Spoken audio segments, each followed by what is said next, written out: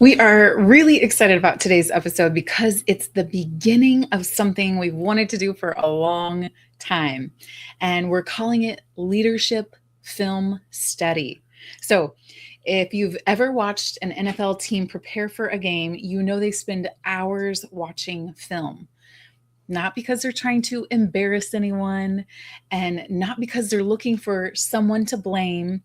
They watch film because it's one of the fastest ways to improve. They study decisions, communication, body language, timing, and patterns, and they ask, what can we learn from this? The best coaches in sports understand something that's easy to overlook. Championships are often won in the smallest moments, even down to the words they choose. Elite coaches are incredibly intentional because they know that language shapes focus. So instead of telling an athlete what not to do, they teach them exactly what to do. It's a subtle shift, but that's what separates good coaching from great coaching. And that's exactly what this series is about. So, we're going to watch real coaching moments from inside our industry, not to criticize people, not to declare who's right or wrong, and certainly not because we think we've got everything figured out. There's so many good people trying to help salon owners, and we genuinely believe that. But what we're offering is simply another perspective. So, every leader has blind spots. We do too. In fact, many of the principles we'll share are lessons we've learned by getting it wrong ourselves. So, our hope is that instead of watching these conversations and asking, what did they do wrong? You'll begin asking a much better question. What leadership principle is hiding in this moment? Because almost every coaching conversation reveals something much bigger than the conversation itself. Sometimes it's about power versus force, and sometimes it's about identity instead of performance. Sometimes it's about asking better questions instead of giving better answers. Sometimes it's one word or one question or one moment that completely changes how someone leaves the conversation. And when you learn to see those moments, you begin leading differently.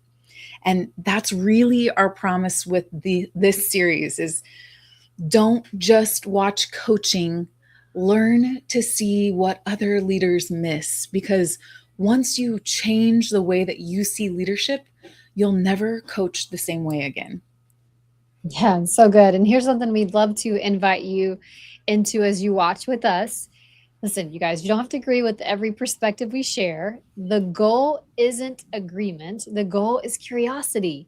Leadership isn't black and white. There are usually several ways to approach the same situation, right? And every conversation gives us an opportunity to think a little deeper, to ask better questions, and become more intentional leaders. So as we watch each clip, don't ask yourself who's right. Instead ask, what can I learn that will help me become the leader I've always wanted to be?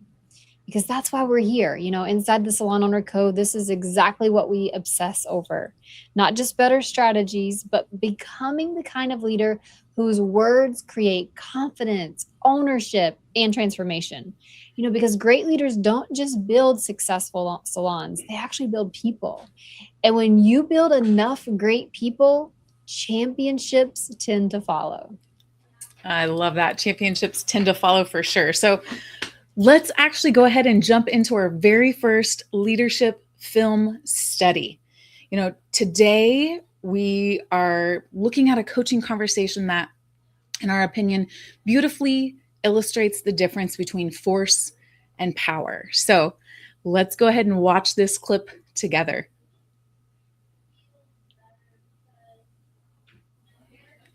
Got to get a little volume going on. Here we go.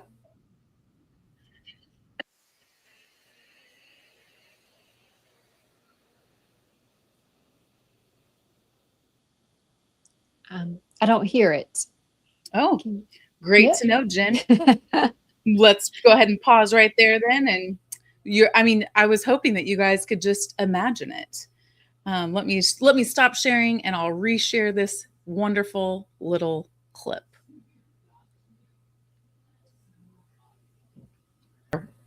All right, we are rocking and rolling again with this clip with audio. I think it's time. You're starting to get really...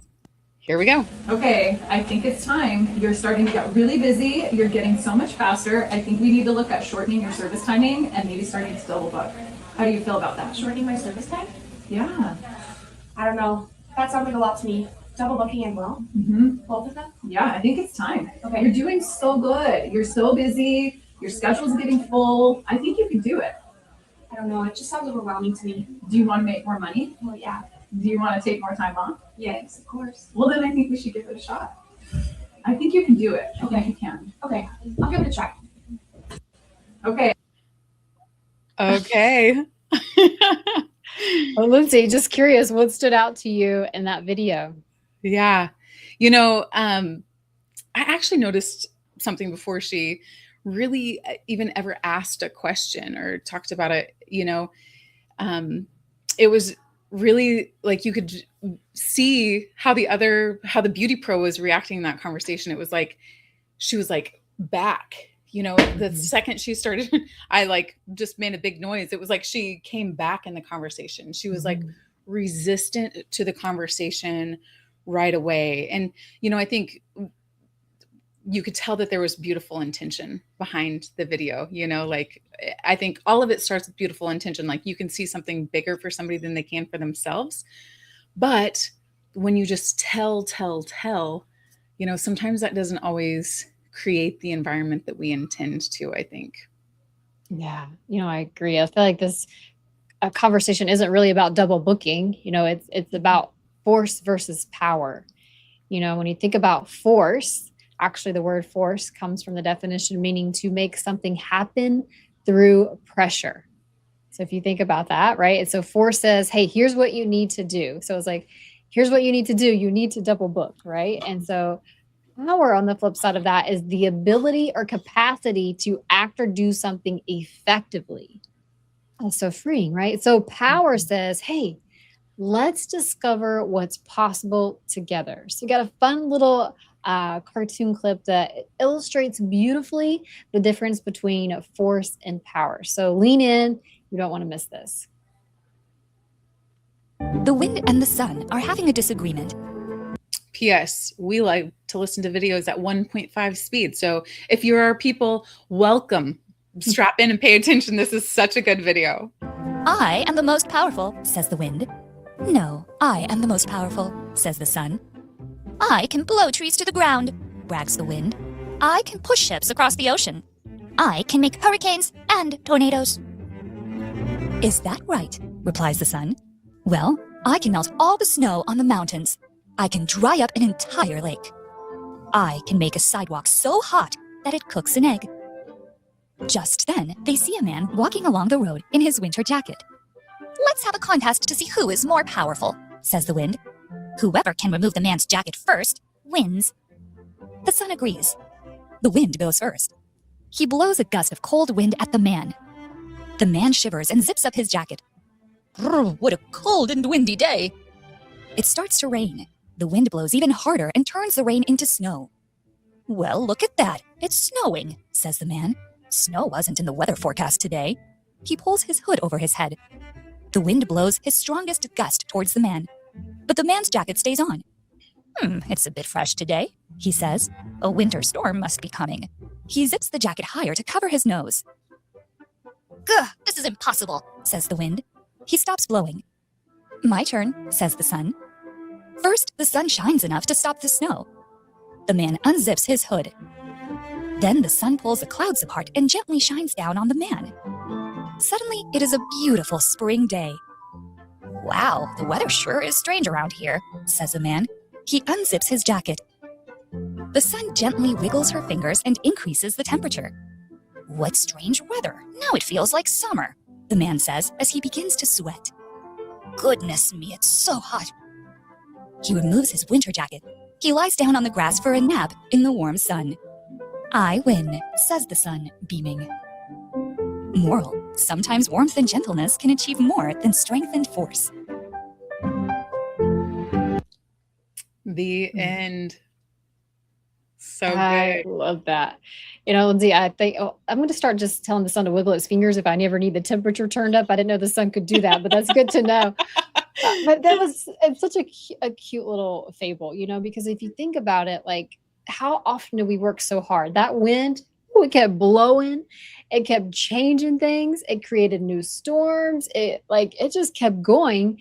And that person almost started to cover up more. It's like they brought their hood over their head, they zipped up their jacket, but the sun was just like, I'll just create some warmth. I'll do what I was created to do and contribute to the world. And next thing you know, the jacket's coming off. The sun turns up the heat a little bit more, and he's relaxing in the grass. And so I think that is just a really beautiful example of force versus power. Yes, I love that video so much, Jen. I couldn't agree more. And, I think all of us can probably relate to, I know I can, leaving a coaching conversation and feeling like, ugh, that did not go as I intended for it to go. And, when you know the difference between power and force, like you start to realize like, hey, you might have good intentions, but nobody likes to be blown around or like pushed into what to do. There's another way that we can do it with, like you mentioned, the warmth, where people just naturally want to be in that environment. And so we have an awesome framework that we want to share with you today, that we utilize all the time inside of coaching conversations that really help you stay in that position of power. And the framework is really simple. It's our version of AI, but it's AI squared. So it's AII, which stands for ask, imagine, and invite. And so what this looks like is, you start off with asking, somebody a question. So instead of saying, hey, it looks like you've been really busy, it's time for you to start shortening your service times and double booking. Are you ready? Yeah. You would say, like, hey, tell me about like, what kind of schedule do you ultimately want? Or what kind of guests, would you like to serve? And then you start the imagine process after they answer those questions, like, what would it look like? What would your life look like if you were consistently fully booked? If your schedule was pretty full, what do you think your guests would experience? Because like you also have to think the clients who are spending the most money, they probably want the least amount of time with a service provider. Like they want to get in and out, like, because at a certain time you have more money than you do time. And so like just even saying like, what would that look like? What kind of clients, guests would you be serving? And then you get to the invite portion, which is like, would you like to explore some systems that could help make that happen? And I want you to notice something about this conversation is now the beauty pro owns the decision. You've asked, imagined, and invited. You haven't said like, hey, you need to do this. I think it's time for you. It's not about what you think. It's about what they think. Like when you create that environment, like that's when you get people to say yes and own that decision and be proud of it and actually want to contribute to making that possible. Yeah, I love that. So there's not a better way to do this than to actually demonstrate it and role play it out for you guys. It's one thing we love to do with our salon teams, because there's a difference between just reading it and then actually putting it into action. So if we revert back to that very first video that Lindsay shared with us, it kind of came from a place of, you have to do this. You got it. You can do it. What else was said in there, Lindsay? I'm trying to think. Really, that was it. Like it had positive intent, yes, but it was like, I believe this for you, not you believe this for you. It was force, not power. Yeah. Yeah. So we thought we would role play it of kind of what this would look like if you were in a coaching conversation with a a teammate, and the opportunity was double booking or, booking a little different. So, Lindsay, would you like to be the beauty pro or the salon Absolutely. owner? Okay, Good either way, but I great. would love to be that. That's great. Okay, awesome. So we're going to go back to our framework, like Lindsay mentioned, the AI squared. So we're going to start with ask. And so, if we're in a conversation, we've probably already celebrated the good. So we've gone over wins. We're just going to kind of really take you through this framework quickly so that you can just kind of listen and get a feel for what it looks like to implement it. So, of course, the first thing I'd want to ask Lindsay is like, hey, Lindsay, I would love to know, like, if you could have any dream schedule, what would that look like for you? Yeah. I mean, I would love to work, mostly mornings and like just see as many amazing guests as I can, and help them with all their beauty needs. I love that. How many mornings are you working right now? Right now, I'm like half mornings, half evenings. Okay. So that's right. You're like 2 mornings, 2 evenings. Okay. Awesome. So how many mornings would you love to see happen for you or to create? I'd love to work only mornings. Like only I want mornings? to start a family someday, and I'd love to be home after school with the kids. Oh, I love that. So think about this. What could make that possible if you could work only mornings, which will allow you the opportunity to be home with the kids? Like, what would your life look like?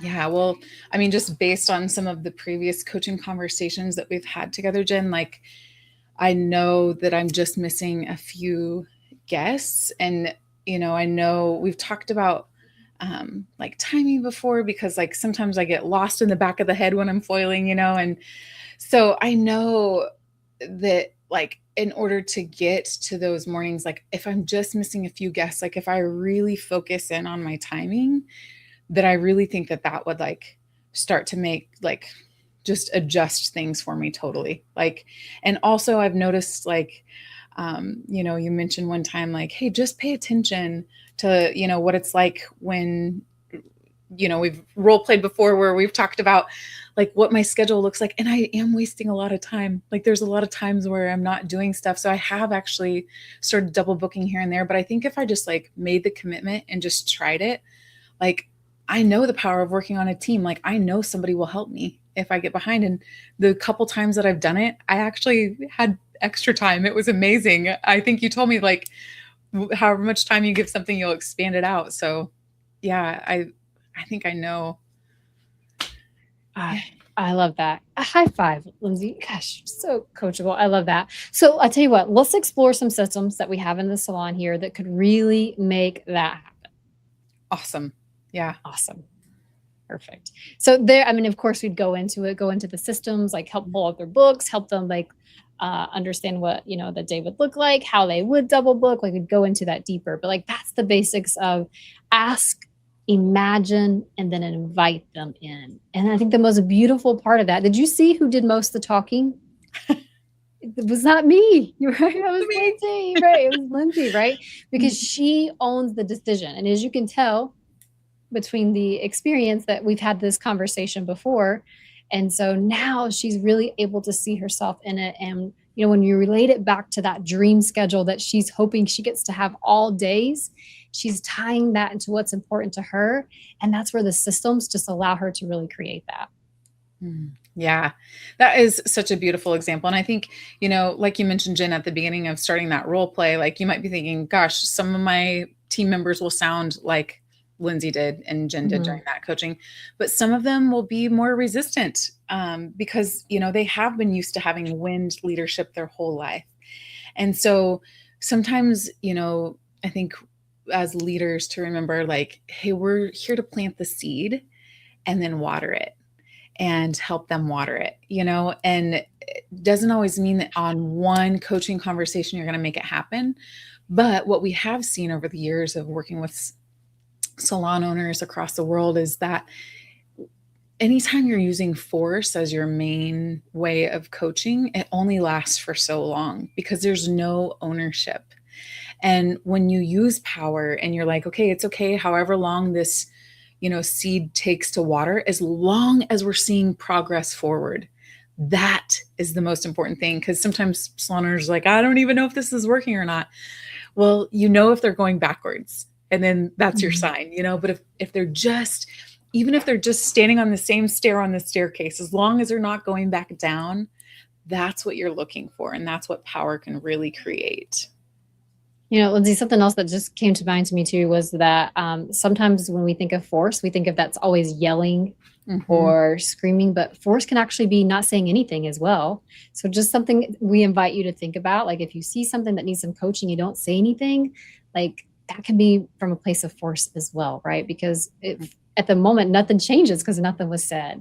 Because here is truly the leadership truth when it comes to this, and this is a writer downer, is that force changes behavior for a moment, right? But power changes beliefs for a lifetime. So force changes behavior for a moment. Power changes beliefs for a lifetime. And hey, you guys, if there's one thing that we hope you take away from today's leadership film study, it's this. Every coaching conversation teaches us something, whether it's what to do or what to do differently. So true. And, that's really why we're doing this series, not because we're interested in pointing fingers, because we're interested in becoming championship level leaders, the kind of leaders who understand that sometimes changing one question, one sentence, or even one word can completely change how another person thinks, feels, and performs. And every clip we study is another opportunity to sharpen our leadership lens. It's to uncover principles that are easy to miss, and ultimately to learn how to build beauty pros who become more confident, more capable, and more committed. Yeah. So here's our challenge for you before the next episode. Just think about one coaching conversation you've had this week. Replay it in your mind. Ask yourself, what did my words cause the other person to focus on? Did I create ownership? Did I expand them? Did they leave feeling bigger than when they walked into that conversation? Because sometimes the biggest breakthrough doesn't come from changing your team.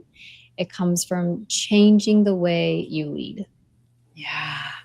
That's what we spend our time studying inside of the Salon Owner Code Inner Circle, and in the Salon Owner Code, because our mission isn't simply to help salon owners build more profitable businesses.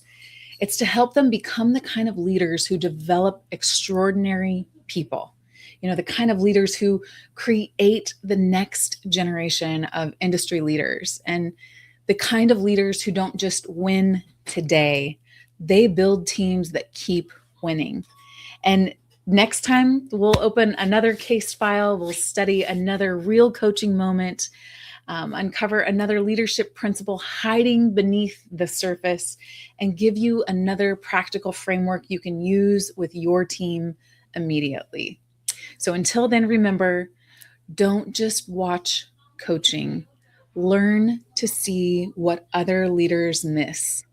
We'll see you next time on Leadership Film Study.